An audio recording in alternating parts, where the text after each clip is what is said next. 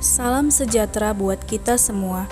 Kami mahasiswa dari Universitas Katolik Santo Thomas Medan, Fakultas Ekonomi Prodi Manajemen semester 5. Video ini kami buat untuk menyelesaikan salah satu tugas mata kuliah Ekonomi Internasional dengan dosen pengampu, Bapak dosen Dr. Insinyur Pendapotan Sitompul MM. Kami terdiri dari 5 anggota kelompok dan masing-masing bekerja sama dalam memenuhi tugas dengan judul materi Teori Comparative Advantage David Ricardo.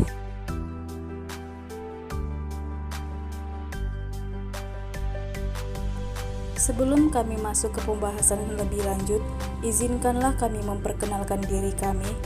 Yang pertama, Patricia Beatrice. Yang kedua, Christina Simbolon. Yang ketiga, Nove Sinurat. Yang keempat, Agustina Simanjuntak. Yang kelima, Yeti Simamora.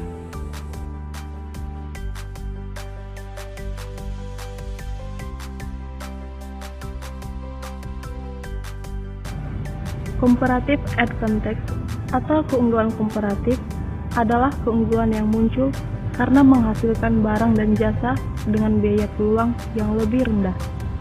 Konsep ini penting dalam menjelaskan perdagangan internasional dan spesialisasi dalam produksi, serta menjawab pertanyaan mengapa negara berdagang satu sama lain, bahkan ketika mereka tidak memiliki keunggulan absolut. Sebuah negara harus fokus pada produk yang memiliki keunggulan kompetitif dan memiliki produk lainnya dari negara lain. Teori keunggulan komparatif. David Ricardo memunculkan teori keunggulan komparatif dalam bukunya Principles Economy in Taxation tahun 1817. Dia berpendapat bahwa basis produksi dan perdagangan seharusnya bukan pada keunggulan absolut, melainkan pada keunggulan komparatif. Dengan kata lain, biaya peluang adalah pertimbangan untuk keputusan produksi, bukan biaya per unit. Negara seharusnya berproduksi pada barang yang memiliki biaya yang lebih rendah. Masing-masing mencerahkan sumber dayanya yang langka untuk memproduksi barang yang memberikan keunggulan komparatif. Mereka tidak seharusnya mengalokasikan sumber dayanya pada barang yang tidak unggul secara komparatif, meski memiliki biaya absolut yang rendah, dan untuk barang yang tidak unggul secara komparatif, mereka dapat membelinya di pasar internasional.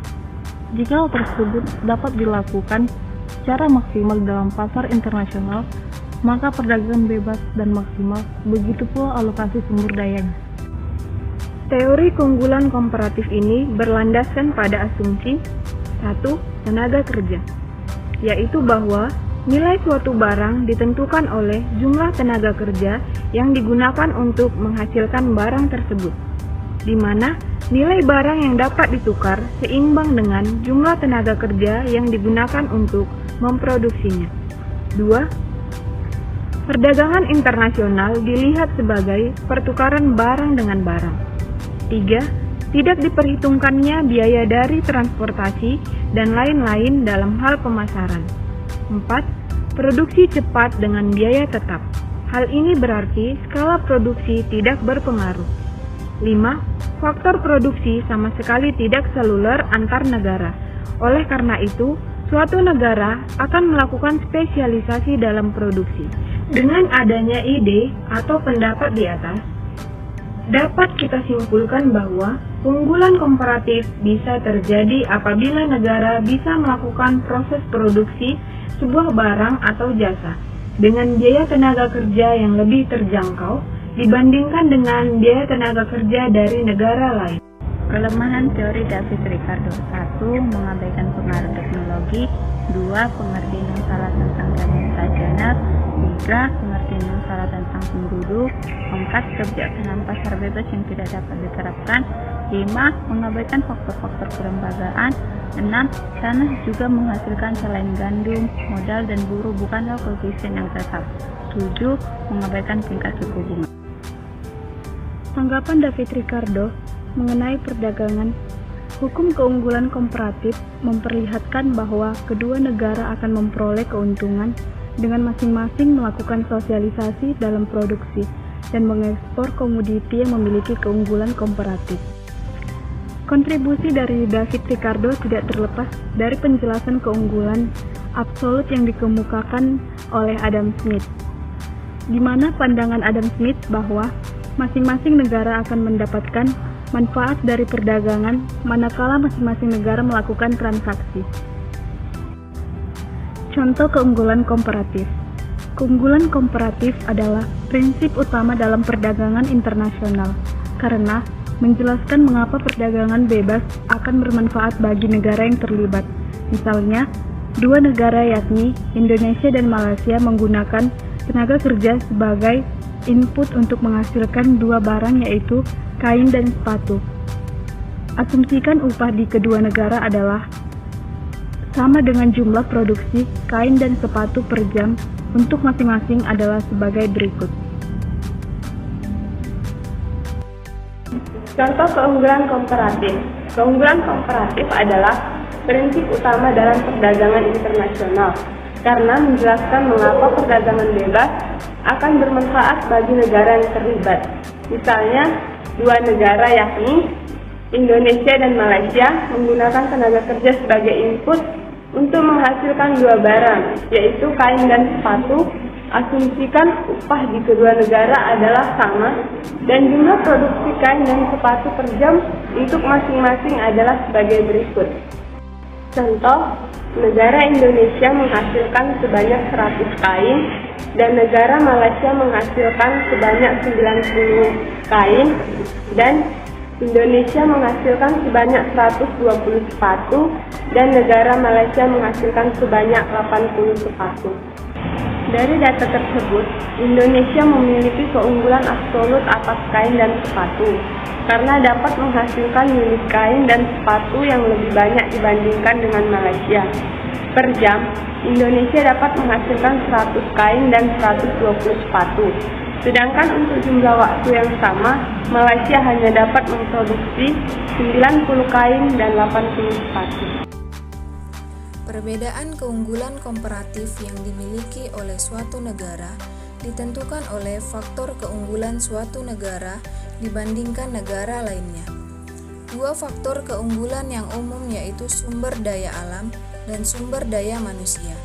Negara dengan keunggulan sumber daya alam akan memiliki keunggulan komparatif pada produk primer dan produk padat sumber daya alam.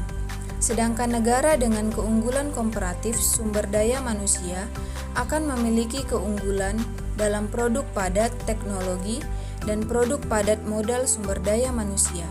Pola keunggulan komparatif yang menyebar antar negara, anggota perdagangan akan memperbesar peluang perdagangan bebas. Sebaliknya, pola keunggulan komparatif yang serupa antar negara, anggota akan memperbesar peluang terjadinya hambatan dalam perdagangan. Implikasi teori keunggulan komparatif.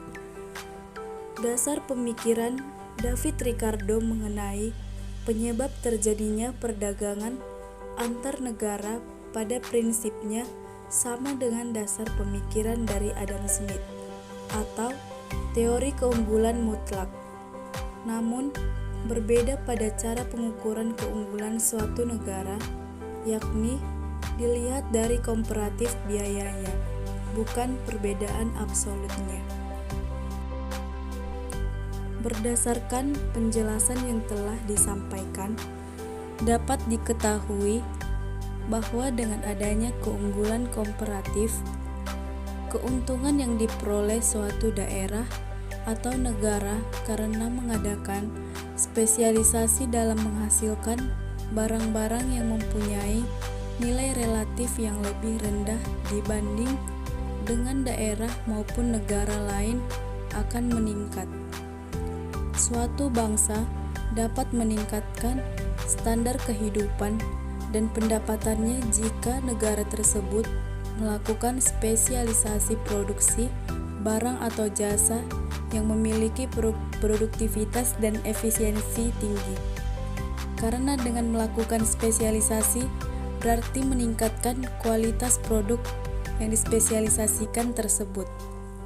Keunggulan tersebut dapat berupa keunggulan-keunggulan yang dimiliki oleh suatu negara antara lain seperti sumber daya manusia, fasilitas, sumber daya alam, maupun kekayaan lainnya yang dimanfaatkan untuk mencapai tujuan bersama. Sekian dari video kami. Bila ada terdapat kesalahan, kami mohon maaf.